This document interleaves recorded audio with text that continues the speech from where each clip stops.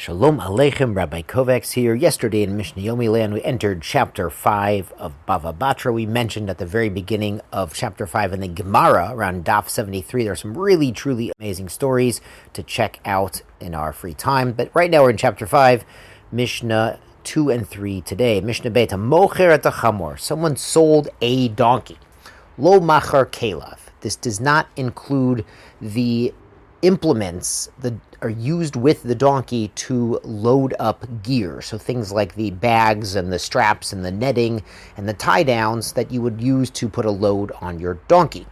And this teacher, this Tanakama, is holding that usually you ride a donkey. If you're riding a donkey, you just ride the donkey, or maybe you throw a blanket on there. You don't need all of the other stuff. Nachamadi Omer Mocher Kelav. Nachamadi says you do sell all the tie downs and netting and bags and saddle packs and things because most donkeys are used to carry loads, not necessarily for riding.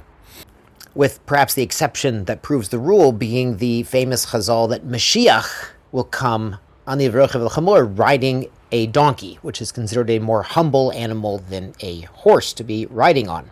Rabbi Yehuda makes a distinction. He says, Pa'amim mechorin, sometimes the kalim are sold with a donkey, Pa'amim mena mechorin, and sometimes not. Ketzad, how so? Haya chamor lefanav, if there's a chamor parked on the street, the kelav alav, it has all the gear for carrying loads tied to the chamor, v'amarlo, and the would-be buyer tells the seller, Mechorli chamor chazeh, would you sell me this donkey? Hare chelav mechorin. So the this one, would include all of the utensils and the tie downs and the bags and everything for carrying loads. Chamorcha hu, but if the would-be buyer says, hey, is that your donkey? And he says, yeah, and then he buys it from him, ein kelav mechorin. The utensils are not necessarily sold unless they stipulated it explicitly, because he's really interested in the donkey in this second case, not interested in this particular donkey, which is loaded with all of the bags and tie-downs and utensils. On to Mishnah Gimel, HaMocher T'Chamor. Someone sold the donkey, and in this case he said, this is a donkey that's menika, it's nursing. It recently had a baby and it's nursing. Mocher T'Siach. This includes the foal. This includes the baby donkey, which is the one nursing. Because a nursing donkey that's producing milk, you don't need the milk. The milk is not kosher. You can't use it for anything except for nursing the baby donkey. So you're really interested in the baby donkey as well. Machar et para, but if he's selling a cow that's producing milk, lo machar et bana. This does not necessarily include the baby cow along with it, because we can all use the kosher milk coming from the cow, even without the baby there. You milk the cow yourself, and you use the milk, and you make your butter and cream and everything, like Avram Avinu did for the guests.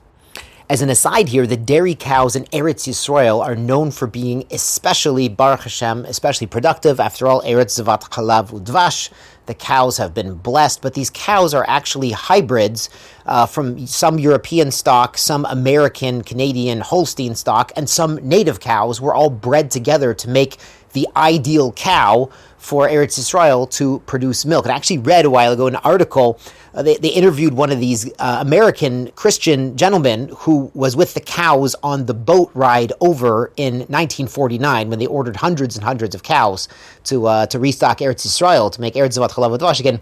And he says they got paid very poorly, and they were working very hard milking all these cows, day and night on the boat. But then when they got to Eretz Yisrael, the Israelis gave them this deluxe tour of the Holy Land and Yerushalayim and Nazareth and Haifa, and he was very happy that he had gone along with the cows to make Eretz Yisrael a very productive dairy land once more. Back in the Mishnah, Machar Oshpa. He sold the Oshpa, can mean the garbage heap, but here it means the manure heap. So Machar Zivla, it includes the manure that's already there. Machar Bor, if you sold a pit. Machar Meimav, it includes any water that's there. You're not just selling the structure, you're actually including what's in it. Machar Kaveret, you're selling a beehive. Machar Devorim, it includes the bees come with. Machar Shovach, selling a dovecote. Machar Yonim, it includes the pigeons or the doves that are nesting in that structure. Now on the subject of doves, which are very important, as we mentioned, that doves were used as karbanot and also used as food. So in Beit Guvrin, there are thousands of these little cubbies where the doves would nest, and all of Eretz Yisrael, they used to raise doves and pigeons for food. Someone is buying the peirot, the fruit, the offspring of his friend's dovecote. So he's buying the baby doves that are going to come this year. He has to be mafriach breicha rishona. He has to send back the first brood, the first, eggs to hatch this year, have to go back to live with the parents in the original shovach, the original nest.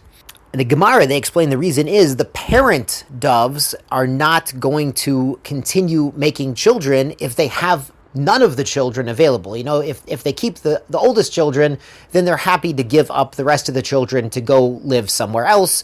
But if there's absolutely no one with them, they get very upset. It's called empty nest syndrome. The Mishnah continues, Perot kiveret, somebody buys the produce of the beehive. Here it's not the honey, it's the bees, the worker bees that are born that season. So similarly, to make sure that the original hive can still be functional and still continue producing, he's notel shlosha nechilin. He takes the first 3 batches of bees that are born. I don't know how often they produce a new batch of bees, but they're constantly producing the worker bees, the drone bees at least, umisaris. And then after that, he takes every other brood of hatching bees, because you have to leave some for the original hive to actually have a population.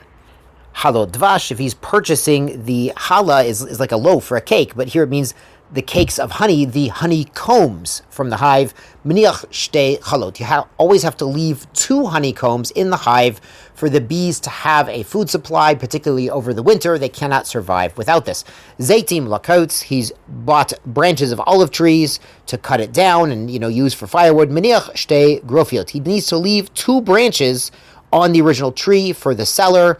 That's because it's necessary to have the tree actually grow back the following season and produce again. Yashar kochachem tizku mitzvot. Truly amazing. Also, today's learning had milk and honey, all in the 2 Mishnayot back to back. Tizku mitzvot.